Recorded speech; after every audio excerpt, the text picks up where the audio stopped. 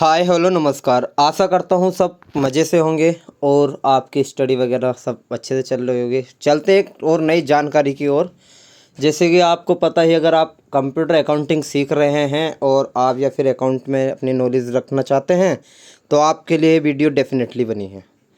देखिएगा, यदि आप अकाउंटिंग का सॉफ्टवेयर होता है टैली के, अगर आपने टैली में कोई ट्रांजैक्शन रिकॉर्ड करना चाहते हैं, टैली में कोई ट्रांजैक्शन रिकॉर्ड करना चाहते हैं तो उस ट्रांजैक्शन रिकॉर्ड करने के लिए सबसे पहले हमें बनाना पड़ता है लेजर।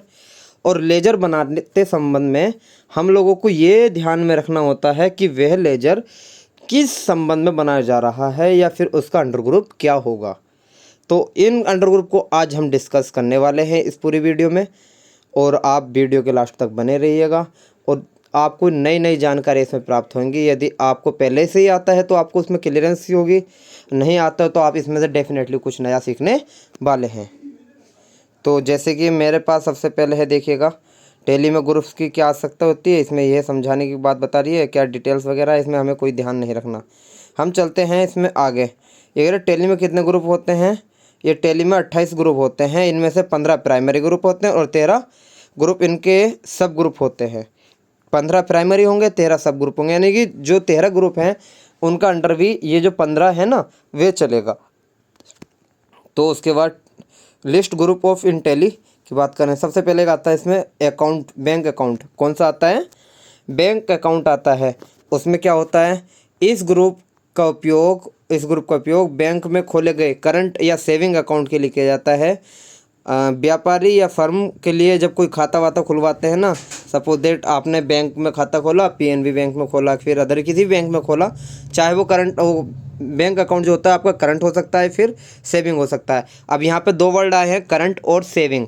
अब देखिए, करंट अकाउंट वे होता है आप एक दिन में आकर के इसमें कितनी भी बार ट्रांजैक्शन करा सकते हैं, लेकिन सेविंग अकाउंट जो होता है उसमें एक दिन में शायद एक बार ही करा सकते हैं, और उसमें महीने में भी कुछ वो होती लिमिटेशन बनी होती है। ठीक है ना। सेविंग अकाउंट आपके सेविंग पर्पज़ से होता है, करंट अकाउंट आपके बिजनेस पर्पज़ से होता है। ये होता है बैंक अकाउंट। तो हम लोगों ने समझ लिया, इसमें कोई बैंक का खाता खोलना है तो उसका क्या होगा अंडर ग्रुप, उसका अंडर ग्रुप होगा बैंक अकाउंट। उससे आगे चलते हैं। ये कहता है बैंक ओसीसी अकाउंट या फिर बैंक ओडी अकाउंट। ठीक है, इसका मतलब ओसीसी का मतलब क्या है, कैश क्रेडिट, या फिर ओडी का मतलब होता है ओवरड्राफ्ट। अब देखिएगा, ओवरड्राफ्ट क्या होता है? ओवरड्राफ्ट होता है आप लोग जब सपोज दैट करंट अकाउंट आपने खुलवा लिया अपना एक बैंक में, और आपका जो बैंक में जमा है 1 लाख रुपया है, लेकिन आपको इत्तेफाक ज़रूरत पड़ती है 1.5 लाख की, तो आप उस पर ओवरड्राफ्ट भी ले सकते हैं। आप लोग सपोज दैट उसका पेमेंट 1.5 लाख तक भी कर सकते हैं। ये कंडीशन होती है ओसीसी की। ठीक है ना। अब देखो, इसमें लिखा भी है, यह एक प्रकार का ऋण के लिए ऋण के ही खाते होते हैं, किंतु ये होम लोन या वाहन ऋण के से भिन्न होते हैं। मतलब होम लोन की तरह नहीं होते, या फिर कोई आप प्रॉपर्टी लोन लेते हैं वो लोन नहीं होते ये, लेकिन क्या होता है आपके बिजनेस के लिए लोन होता है। ठीक है ना।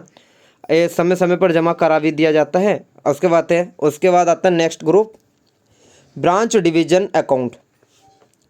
ब्रांच डिवीजन अकाउंट क्या होता है? देखिएगा, शाखा खाते, शाखा खाते के लिए इस ग्रुप का प्रयोग किया जाता है। अभी देखिएगा, हमने सीखा था कैपिटल अकाउंट। क्या सीखा था? Capital account. कैपिटल अकाउंट में होता है जब कोई बिजनेसमैन बिजनेस स्टार्ट करता है ना, या फिर कोई आप लोग कोई पार्टनर आता है तो वो पैसे लेके आएगा तो वो बिजनेस में लगेगा, तो वो जो पेमेंट लेके आता है, चाहे वो नगद लेके आए, बैंक द्वारा लेके आए, किसी भी द्वारा लेके आए, तो वो जो अमाउंट होती है वो उसकी हम क्या दिखा देते हैं, उसकी कैपिटल के थ्रू दिखा देते हैं।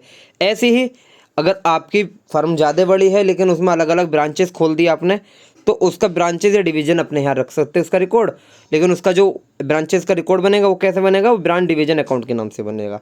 ठीक है ना। जैसे कि सपोज दैट आपका जो एक बिजनेस है, धामपुर शुगर मिल है। क्या है? धामपुर शुगर मिल है। इसने एक अपनी छोटी सी ब्रांच, और सपोज दैट वो वर्क नहीं करती लेकिन वो सेलिंग पॉइंट के लिए खोल दी। क्या कर दी? सेलिंग पॉइंट के लिए खोल दी ना, महाराष्ट्र में खोल दी। तो क्या दिखाएगा वो? Dhampur sugar mill limited corporation and वो क्या उसका आगे लिख देगा क्या? महाराष्ट्र। ये बन जाएगा उसका लेजर बन जाएगा। और उसका अंडर ग्रुप क्या चलेगा? उसका अंडर ग्रुप चलेगा ब्रांच एंड डिवीज़न। आशा करता हूँ आप लोगों को समझ में आ रहा होगा। वीडियो बहुत छोटा बनेगा, अब वीडियो को देखिएगा, लास्ट तक बने रहिएगा। उसके है कैपिटल अकाउंट। कैपिटल अकाउंट मैंने बताया था, जब कोई व्यापारी अपना स्वयं बिजनेस स्टार्ट करता है या फिर कोई पार्टनर आए, लेकिन वो रकम लेके आएगा तो क्या होगा? उसका जब लेजर बनाएंगे तो उसका क्या होगा? Under group. उसका अंडर ग्रुप होगा कैपिटल अकाउंट। अब देखिएगा मैं इसकी जो डेफिनेशन है ना, वो डेफिनेशन इसलिए नहीं पढ़ रहा हूँ क्योंकि किताबी भाषा जो होती है हमेशा लंबी सी होती है, लेकिन हमें जो उसका कंक्लूजन या उसका निष्कर्ष जो निकलता है वो केवल एक ही लाइन में निकल जाता है। हम लोगों को वही लाइन याद रखनी होती है और उसी लाइन के थ्रू हम आगे अपना वर्कआउट करते हैं। और उसके बाद ये देखिएगा कैश इन हैंड। अब इसका आपको बनाने की ज़रूरत नहीं होती, इसका हमेशा एक ही रहता है कैश इन हैंड। देखिएगा क्या है इसके रोकड़ खाता कैश अकाउंट इस ग्रुप के अंतर्गत टैली में पहले से ही बना रहता है, इसलिए इसमें कैश अकाउंट या फिर इसके बनाने संबंध में कोई ज़रूरत भी नहीं पड़ती। ये इस बात को बता रहा है। इसके आगे चलते करंट असेट्स। अब देखिएगा असेट्स भी दो तरह की होती है, करंट्स होती है, एक फिक्स होती है। लेकिन करंट असेट में देखते हैं ऐसी चालू संपत्ति जिनके अलग से कोई ग्रुप बनाना ऐसी चालू संपत्ति जिनके लिए कोई अलग से ग्रुप बनाना नहीं पड़ता, इनके अंतर्गत लेते हैं, जैसे बिल रिसेबल, एक्यूड या अर्न इनकम, प्रीपेड एक्सपेंस। क्या होता है देखिएगा, कुछ ऐसी इनकम होती है आपने कमा तो ली है लेकिन आपको अभी वो मिली नहीं है। प्रीपेड एक्सपेंस आपने खर्च पैसे कर दिए लेकिन आपने वो खर्चा भी करवाया नहीं है, ठीक है। ऐसी होता है करंट लायबिलिटीज़। करंट लायबिलिटीज़ में क्या होता है देखिएगा, ऐसे चालित दायित्व जिनके लिए अलग से कोई ग्रुप बनाने पड़ेगा तो नहीं है, लेकिन आपको देखो ग्रुप तो नहीं बनाने पड़ेंगे लेकिन इसकी आपकी जानकारी होनी चाहिए। अनएक्यूर्ड इनकम, आउटस्टैंडिंग एक्सपेंस और पेएबल होता है जिसे आप चुकाना चाहते हो, रिसेबल होता है जो आपको मिलेगा, ठीक है, लेकिन मिला अभी नहीं है ऐसा मान लीजिएगा। उसके बाद होता है डिपॉजिट असेट्स।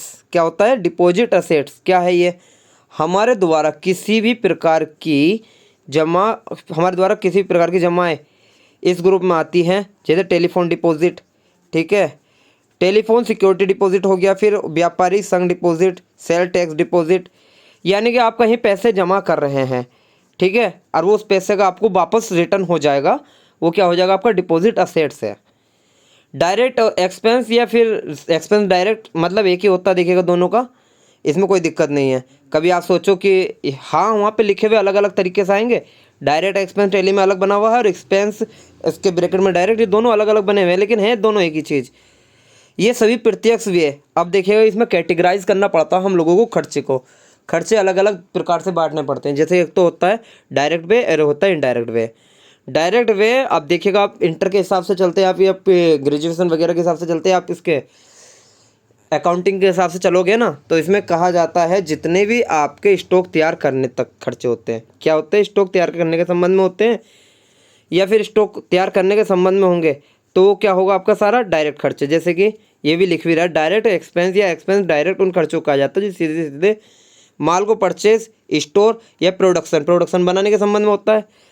इस ग्रुप के अंतर्गत परचेज अकाउंट को छोड़कर वे लेजर्स आते हैं, जैसे ट्रेडिंग अकाउंट हुआ, godown, factory, wages, labour, coal and fuel मतलब ये कहते हैं कोयला और तेल, ठीक है, लेबर मजदूरी वाला हो गया, वेजेस भी मजदूरी हो गया। फैक्ट्री का रेंट है, फैक्ट्री का रेंट देखिए कैसे जोड़ा हमने, अगर ऑफिस का रेंट होता तो इनडायरेक्ट होता, फैक्ट्री का रेंट है तो क्या है वो डायरेक्ट है। चलते हैं नेक्स्ट उस पे, नेक्स्ट है आपका डायरेक्ट इनकम। डायरेक्ट इनकम इसमें क्या होता है देखिएगा, जैसे कि ये सभी प्रत्यक्ष आय इस ग्रुप के अंतर्गत आती हैं, और जैसे अखबार के लिए विज्ञापन की आय, जॉब करने की आय सॉरी। अब देखिएगा इसमें क्या है, जैसे आप लोग कहीं जॉब कर रहे हैं और वो आपको डायरेक्ट पैसा मिल रहा है, वो डायरेक्ट इनकम है, ठीक है। अब सेल का अंडर को आप लोग ये इसमें दिमाग नहीं लगाना कि जैसे कि हम सेल कर रहे हैं, सेल से हमें डायरेक्ट पैसा मिल रहा है, लेकिन सेल जो कर रहे हो ना तो उसका अंडर ग्रुप क्या चलेगा, उसका अंडर ग्रुप सेल चलेगा, ठीक है ना। तो वैसे इसकी ज़्यादा ज़रूरत पड़ती नहीं डायरेक्ट इनकम की। और उसके बाद चलते हैं ड्यूटी एंड टैक्सेस। जितने भी टैक्सेस होंगे, जीएसटी, सीजीएसटी, एसजीएसटी, और उसका बाद आपको वेट हुआ, टीडीएस हुआ, टीसीएस हुआ, सब क्या में हो जाएंगे आपके ड्यूटी एंड टैक्सेस में होंगे। और हम इन्हीं के बारे में नेक्स्ट वीडियो में बात करेंगे, टैक्स वेक्स के बारे में भी। और उसके बाद चलते हैं फिक्स्ड असेट्स। क्या है फिक्स्ड असेट्स, जो संपत्तियां फिक्स्ड हैं, और आपको पता फिक्स्ड असेट्स जो लंबे समय तक यूज़ होने वाली हैं और 6 महीने से तो पहले उनका कुछ बिगड़ नहीं वाला। सपोज दैट आपने कोई लैंड ली, बिल्डिंग ली, मशीनरी ली, कोई कार वगैरह ली, क्या है सब आपकी फिक्स्ड असेट्स है, क्योंकि आपको उसका निरंतर उपयोग कर रहे हो और एक लंबे समय तक यूज़ करने वाले हो। इनडायरेक्ट एक्सपेंस की बात करें, अब देखिएगा डायरेक्ट एक्सपेंस को होते थे माल तक बनने तक, ठीक है, माल को खरीदने के लिए हो, स्टोर करने के लिए। लेकिन इसके बाद के भी जितने भी खर्चे आएंगे उन्हें आँख मेच करके क्या करना, आपको इनडायरेक्ट एक्सपेंस में डाल देना, चाहे वो रेंट हो, कमीशन हो, इंटरेस्ट हो, सैलरी हो, शॉप रेंट हो, टेलीफोन एक्सपेंस हो, ट्रेवलिंग एक्सपेंस हो, या फिर कन्वेंस भी कह सकते हैं आप लोग, सब इनडायरेक्ट एक्सपेंस हो जाते हैं। अब चलते हैं इनडायरेक्ट इनकम की बात कर लेते हैं। इनडायरेक्ट इनकम में क्या होता है देखिएगा, इनडायरेक्ट इनकम ऐसी इनकम होती है जो आपको डायरेक्ट नहीं हो पाती, ठीक है ना। जैसे आपका जो मोटो होता है, फिर आपका बिजनेस का पर्पस होता है, उसके अलावा जो आपको अलग से इनकम प्राप्त होगी वो कैसी इनकम होगी, वो आपकी इनडायरेक्ट इनकम हो जाती है। जैसे कि होता है डिस्काउंट, क्या आपकी कंपनी डिस्काउंट के लिए बैठी है, नहीं बैठी है, लेकिन आपको कहीं ना कहीं से वो डिस्काउंट मिल रहा है तो लेंगे, वो आपकी इनडायरेक्ट इनकम।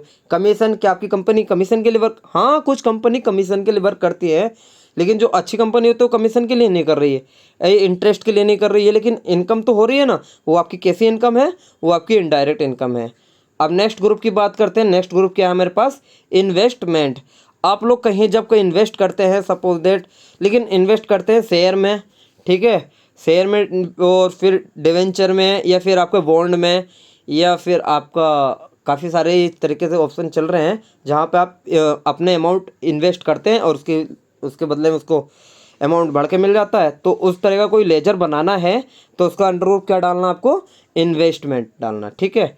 अब नेक्स्ट ग्रुप है मेरे पास लोन एंड एडवांस, असेट्स की तरह आ रहा है। किधर की तरफ आ रहा है, दो तरह है ये, देखिए, लोन लाइबिलिटीज़ है या फिर लोन एंड एडवांस असेट्स है। ऐसे ऋण वे एडवांस जो हमारे द्वारा अन्य पार्टी को दिए जाते हैं, इसके अंतर्गत आते हैं। अब देखिए क्या है, लोन है या फिर लोन एडवांस है। आप लोग देखो, लोन दे भी सकते हैं, ले भी सकते हैं। यदि आप लोन दे रहे हैं तो क्या है, आपकी संपत्ति, क्योंकि आपको रिफंड मिल जाएगा, ठीक है, तो क्या हो जाएगा, असेट्स। यदि आप लोन ले रहे हैं, क्या कर रहे हैं, लोन ले रहे हैं, तो अगर ले रहे हैं तो ये वापस भी देना है, तो वो क्या हो जाएगा, लाइबिलिटीज़ हो जाएगी। उसके बाद क्या है, मिसलेनियस एक्सपेंस, असेट्स में बोल रहा है, क्या में बोल रहा है, असेट्स में बोल रहा है। अब देखिएगा ये क्या है, ऐसे विविध मतलब अन्य खर्चे जो सामान्य व्यापार या कंपनी की स्थापना के वे होते हैं, इन्हें एक ही वर्ष में खर्चा ना करके कई वर्षों में अलग अलग बांट देते हैं, ठीक है। अब देखिएगा ऐसा होता है, सपोज दैट आपने कोई मिसलेनियस खर्च कर, छोटा मोटा खर्च किया, लेकिन वो छोटा मोटा खर्च नहीं, रकम की दृष्टि से बड़ा खर्च है। अब मैं आपको एक उदाहरण दूँ तो ऐसा उदाहरण है, आपने एक मोटरसाइकिल ली, ठीक है ना, ठीक है, मोटरसाइकिल ली, एक तरह से वो छोटा भी खर्चा है, लेकिन वो रकम की दृष्टि में मोटा खर्चा है। तो आप लोग उस खर्चे को क्या करोगे, तो बिजनेस में अगर एक बार दिखा देंगे तो देखिएगा लॉस हो जाएगा, लेकिन उस खर्चे को अलग अलग पार्टों में डिवाइड कर देते हैं, तो वो जो खर्चा डाल देंगे आप लोग मिसलेनियस एक्सपेंस में डाल देते हैं, ठीक है। उसके बाद होता है प्रोविजंस। अब ऐसे खर्चे वास्तविक राशि का हमें ज्ञात नहीं होता, उनका केवल हम अंदाजा लगा सकते हैं, जैसे कि लास्ट में कितना किराया देना बाकी है, कितना पैसा मिलना बाकी है, या किसी चीज़ का वो रिजर्व बनाना है, तो उसको आप कंफर्म नहीं कर सकते कि मुझे इतने पैसे देना, इतने मिलना है, तो उसके लिए क्या करते थे आप, प्रोविजंस का यूज करते हैं। नेक्स्ट है मेरे पास परचेज अकाउंट। आपको मैंने बताया था जब भी परचेज का अकाउंट बनेगा उसका अंडर परचेज अकाउंट चलता है, उसकी कोई दिक्कत नहीं है, आपको समझ में आ गया होगा। उसके बाद है रिजर्व एंड सरप्लस। क्या है, रिजर्व एंड सरप्लस और रिटेन अर्निंग। अब देखिएगा सरप्लस और रिजर्व क्या होता है। अब आप लोग ने देखा होगा, जब हमने हमारे अकाउंट में क्या कहते हैं, हमारे अकाउंट में कहते हैं लाभ की चिंता मत करो पर हानियों की व्यवस्था कर लीजिएगा पहले ही, ठीक है। इसी बात को ध्यान में रखते हुए हमें रिजर्व और सरप्लस पढ़ाना पड़ता है। अब देखिए रिजर्व क्या होता है, आप लोगों को पता है कि मुझे इस ईयर के लास्ट में कुछ पैसा खर्च करना है, सपोज दैट कोई बिल्डिंग लेनी है, फिर कोई एम्प्लॉय को पैसे बांटने हैं, ऐसा मान लीजिएगा, तो उसके लिए क्या होगा, उसके लिए मैं अलग से कोई भी अकाउंट बनाऊंगा तो उसका अंडर ग्रुप रिजर्व डाल दूंगा, ठीक है ना। या फिर सरप्लस है तो होता है जैसे कि आप लोगों ने जब नेक्स्ट ईयर ट्रांसफ़र कर रहे हैं अमाउंट को, तो कुछ पैसा बच गया तो वो इनकम है आपकी, तो भी सरप्लस होती है। दो चीज़ होती है, एक सेल्स अकाउंट की कोई दिक्कत नहीं, जैसे परचेज का अंडर परचेज चलता है, ऐसे सेल्स का अंडर ग्रुप सेल चलेगा, सेल्स का सेल्स चलेगा, परचेज का परचेज चलेगा, ये आपको ध्यान रखना है। नेक्स्ट आता है सिक्योर्ड लोन। क्या है, सिक्योर्ड लोन एक ऐसे लोन होते हैं जहां आपको गारंटेड दी जाती है, क्या दी जाती है, गारंटी तौर पे लोन मिलते हैं, तो आपका सिक्योर्ड लोन। सपोज दैट आपने अपनी कंपनी के लिए लोन लिया, लेकिन वहाँ पे आपने कंपनी का बॉन्ड जमा करा या फिर कुछ पेपर्स जमा किए तो क्या होगा, सिक्योर्ड लोन। नेक्स्ट ग्रुप है मेरे पास स्टॉक इन हैंड। जब हम स्टॉक की गणना करते हैं और ये स्टॉक में डालते हैं तो इसका अंदर ग्रुप क्या चलता है, stock in hand. Sundry debtors और क्रेडिटर्स, इसे हम एक ही लाइन में याद रखेंगे। देखिएगा, क्रेडिटर्स वे होते हैं जिनसे हम लोग माल खरीदते हैं या फिर हम जिसको पैसे देंगे। जो हमसे पैसे लेके जाएगा वो लेनदार, और जो हमें पैसे दे के जाएगा वो देनदार। देखिएगा, लेनदार क्रेडिटर्स को कहते हैं, डेप्टर्स कहते हैं देनदार को। बस ये ध्यान रखिएगा। सस्पेंस अकाउंट, जब आप बैलेंस शीट को तैयार करते हैं या फिर बैलेंस शीट को तैयार करते हैं तो देखिएगा कभी कभी ऐसा होता है, कभी लायबिलिटीज का ज़्यादा हो जाता है अमाउंट, कभी उसका असेट्स का। इन दोनों के एसेट्स को इन दोनों के अमाउंट को डिफरेंट को दूर करने के लिए हमें सस्पेंस अकाउंट का ज़रूरत पड़ती है। तो उसका अंडर ग्रुप क्या चलता है, सस्पेंस अकाउंट। ये देखिएगा दोनों पे प्रभाव डालता है। अगर इधर कम है तो इधर भी यही काम करेगा, उधर कम है तो इधर भी कम करेगा। मतलब कि लायबिलिटीज में भी और असेट्स में भी, दोनों में यही काम करता है। अब हमने देखिएगा इनके बारे में थोड़ी जानकारी आज प्राप्त कर ली।